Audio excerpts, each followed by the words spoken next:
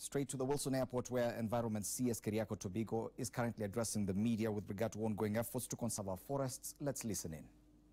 One such shocking thing that I learned today is that, in fact,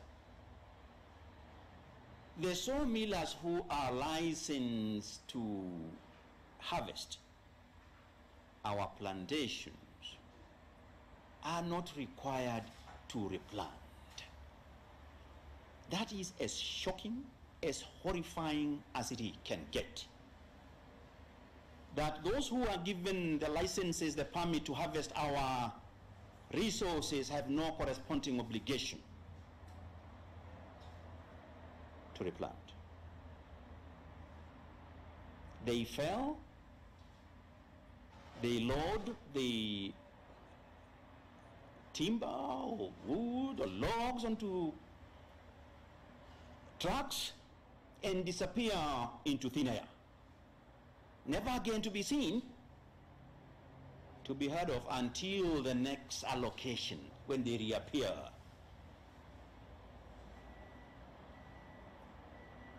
It cannot be that way. Those that are licensed must have a clear, mandatory obligation.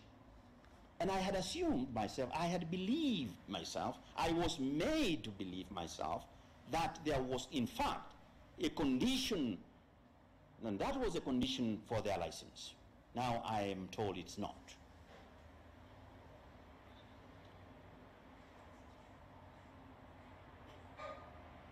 Now,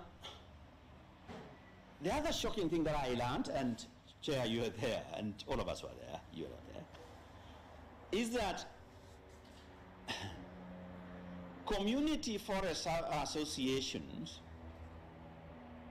because this shamba system, pelly system has been constructed around these, communities adjacent to forests are the best protectors, and they must benefit from the forest. And communities register associations, and they are allowed to get in, plant their crops,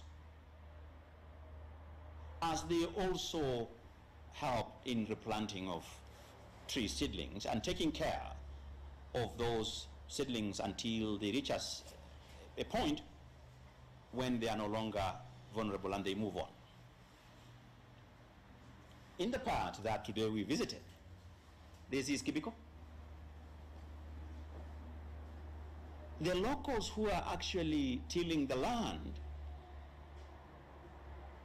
are not members of the community forest associations.